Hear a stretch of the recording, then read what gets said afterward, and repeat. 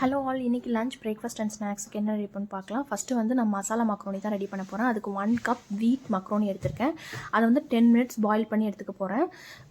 இப்போ இது நல்லா பாயில் ஆகிடுச்சு. ஸோ பார்த்திங்கன்னா இப்போ நல்லாவே வெந்துடுச்சு பாருங்கள். ஸோ இதை வந்து நம்ம பிளேட்டில் வந்து ஸ்ட்ரெயின் பண்ணிவிட்டு நம்ம வந்து ஒரு பிளேட்டில் எடுத்து வச்சுக்கலாம். இது ரெடி ஆகிடுச்சு. இப்போ வந்து ஸ்க்ராம்பிள்டு எக்ஸ் தான் பண்ண போகிறோம். அதுக்கு 2 எக்ஸு, பெப்பர், சால்ட் இது எல்லாமே போட்டு ஸ்க்ராம்பிள் பண்ணி எடுத்துக்கலாம் ஆயில் போட்டுட்டு.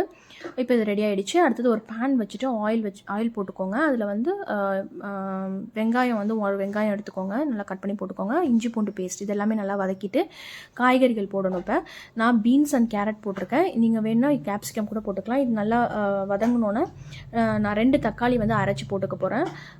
இதை வந்து நம்ம கட் பண்ணி கூட போட்டுக்கலாம், நம்ம இது மாதிரியும் போட்டுக்கலாம். இது கூட நல்லா டேஸ்ட்டாக தான் இருக்கும். கிட்ஸ்க்கு கொடுக்குறதுனால நான் இந்த மாதிரி பண்ணிக்கிறேன். ஸோ இது நல்லா வதங்கினோன்னா நம்ம வந்து தண்ணி போட்டுக்கணும். இப்போ வந்து காய் வேகிற அளவுக்கு தண்ணி ஊற்றிக்கோங்க. இது அது வெந்ததுக்கப்புறம் நம்ம வந்து டொமேட்டோ கெச்சப் போட்டுக்க போகிறோம்.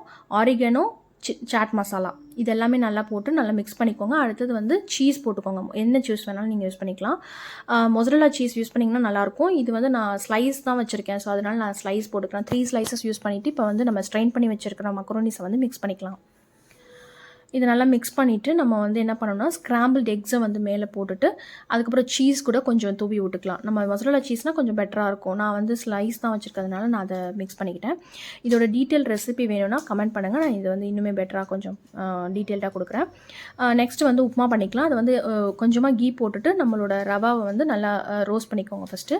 அடுத்தது அதே பேனில் வந்து நல்லா தாளிப்புலாம் போட்டுட்டு இதுக்கு தேவையான வெங்காயம், கேரட், இஞ்சி இது 3த்தையுமே நல்லா போட்டு வதக்கிக்கோங்க. அதுக்கப்புறம் வந்து தண்ணி ஊற்றிக்கோங்க. 1 டம்ளர் ரவைக்கு வந்து 2 டம்ளர் தண்ணி ஊற்றணும். 2.5 டம்ளர், ஓகேவா? ஸோ இப்போ வந்து நல்லா வந்து மிக்ஸ் பண்ணிக்கோங்க. இது சிம்லேயே வச்சு நல்லா வேக வச்சுக்கோங்க. லாஸ்ட்டாக வெந்ததுக்கப்புறம் வந்து நம்ம கீ போட்டு இறக்கினோம்னா கிட்ஸ் கொஞ்சம் என்ஜாய் பண்ணி சாப்பிடுவாங்க. ஸோ நான் கீ போட்டுக்கிறேன் கடைசியாக. ஸோ இது ரெடி ஆகிடுச்சு. இப்போ ஒரு பிளேட்டில் மாற்றி வச்சிடலாம். நெக்ஸ்ட் லஞ்ச் பாக்ஸ்க்கும் ரெடி பண்ணியாச்சு.